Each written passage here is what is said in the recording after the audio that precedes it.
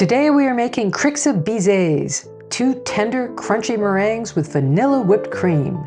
Okay, so here we are getting ready to make our Bizets. I have the oven preheated to 200 degrees and I've set 2 shelves to a central position in the oven. And over here I have 2 baking sheets lined with parchment paper and a 2-ounce number 15 ice cream scoop ready to go.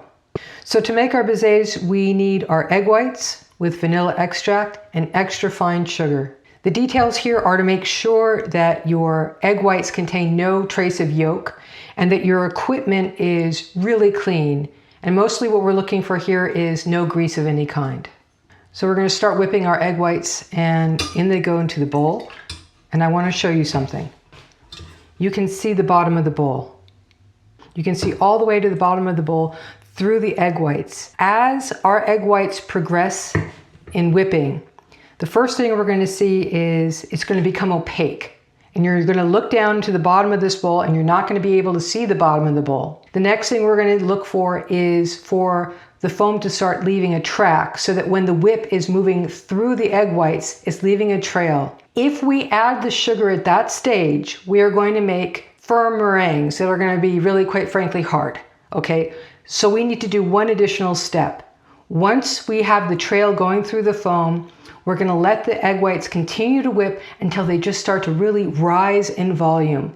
And that's when we're going to start adding our sugar. And that's why extra fine sugar is important, because when we are adding it in there, we want it to immediately start to dissolve so that we have a smooth meringue. And if we use standard granulated sugar from the supermarket, it's not going to dissolve as readily and you're going to end up with gritty meringues. Okay, so our whip is in here and we're getting ready to beat. I want to tell you something. I'm going to start on high speed, because otherwise if I do this on medium, it's going to take forever. But I will stop when we get opaque so you can see the difference, and we'll stop again when we get to the point of trailing, and then we're going to drop down to medium speed because I want you to see the changes as they happen. All right, here we go.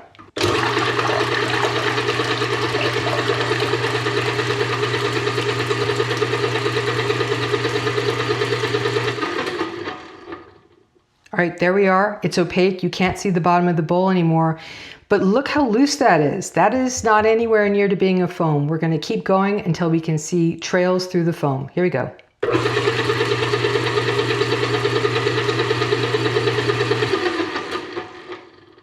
Can you see that around the edges? As it's whipping, look at the edges here. I'm going to start again.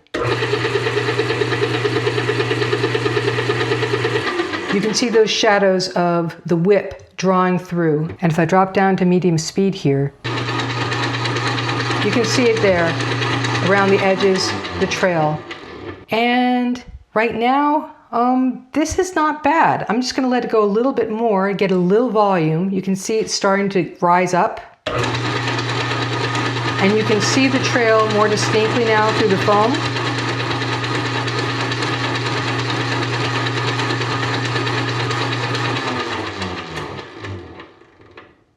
We're going to go just a little bit more so we see a little more distinct trail, and then we're going to start adding our sugar in slowly.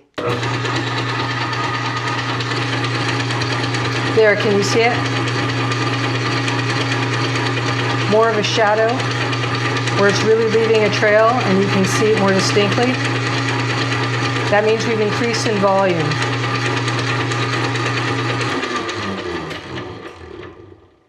See that? You can see that we are already getting some volume. It's leaving a very light trail through the foam like that.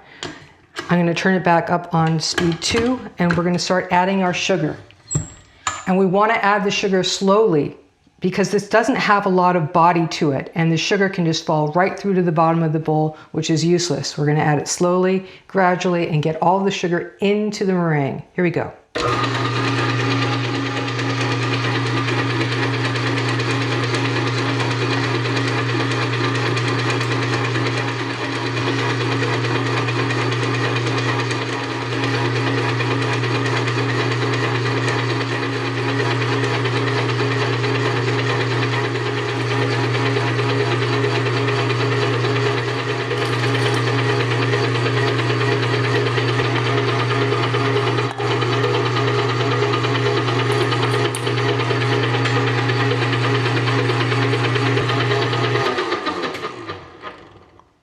our sugar's all in. You can see how shiny it's gotten now. It still isn't very thick. It doesn't have a lot more volume, but I'm gonna let this run on medium speed for 2 minutes now to really let the sugar dissolve. And then we'll come back, turn it up to a high speed and whip it until it's firm. Okay, here we go.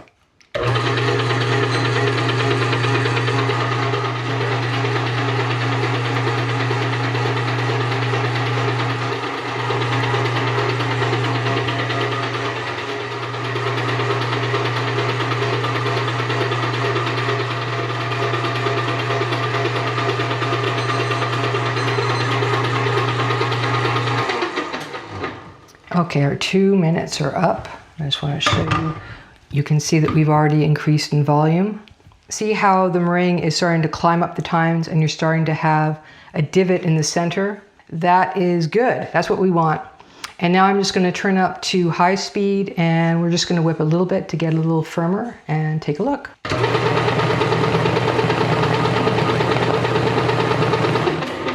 All right, look how quick that is. And again, we have more rising up the times.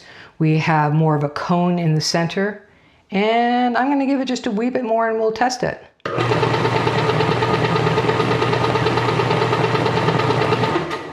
And I think that's it. I'm gonna come here, I'm gonna give it a few stirs. Sometimes at the very bottom of the bowl, you don't get a complete mix. And you really wanna mix that less incorporated meringue in with the firmer stuff at the top here. Okay, I'm gonna say just a little bit more. Let's get a little firmer peak.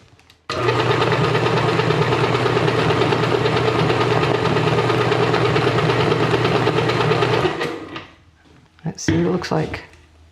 That. What I'm seeing here is a sharper edge. Look at the ridge there. I think that's good. I'm gonna shake this out and we're gonna shape our meringues. Okay, so here we have our finished meringue and now we're gonna scoop our bizets. The first tray I'm gonna scoop as domes and then the second tray I'm gonna show you how we scoop the cups.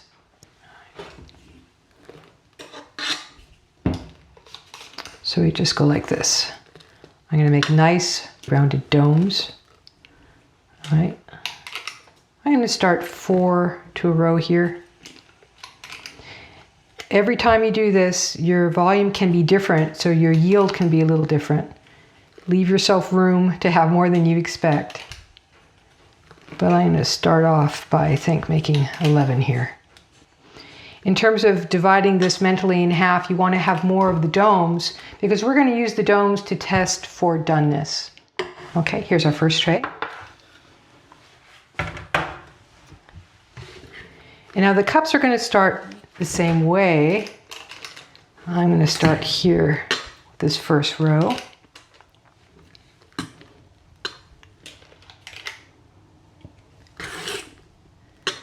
Then we're going to come back and shape them like this. I'm going to turn the scoop over and I'm going to pounce and turn. Okay? Pounce and turn. And you can see that makes our little bowl shape. Okay. Let's do another row here. Okay, we have our domes and we're going to pounce and turn.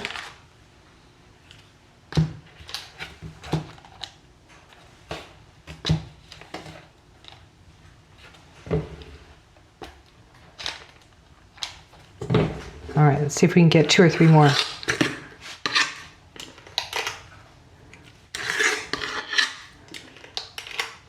All right. And here we go again. Pounce, turn, pounce, and turn. And this last one I'm going to leave as an insurance policy for us testing our meringues for doneness. And these are ready to go in the oven now. Okay, here we are. Our oven's preheated to 200 degrees. In they go. They might take 5 or 6 hours. We'll check back in. Okay, here we are at 6 hours, and I'm just gonna open this up and check our meringues. And what we're looking for is for them to release easily from the baking sheet. And let's see, oh, yeah, okay. And this has a beautiful buff color, which is exactly what we're looking for.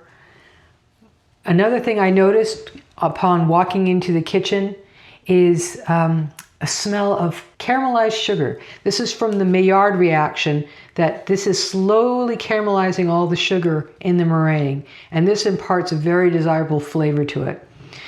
But we still don't know, is it really and truly fully baked? It released easily from the paper, but to really know, let's cut it. Oh, that sounds good. That's good.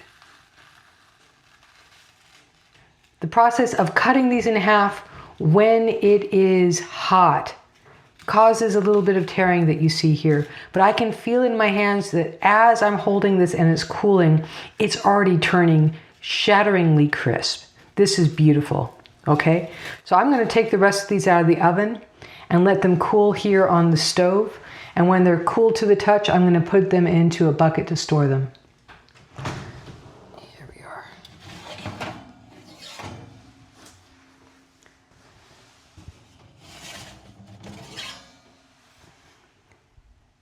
I'm gonna leave these here until they are cool to the touch, and then I'm gonna put them in an airtight container to store them overnight. And tomorrow we will assemble our Bizets.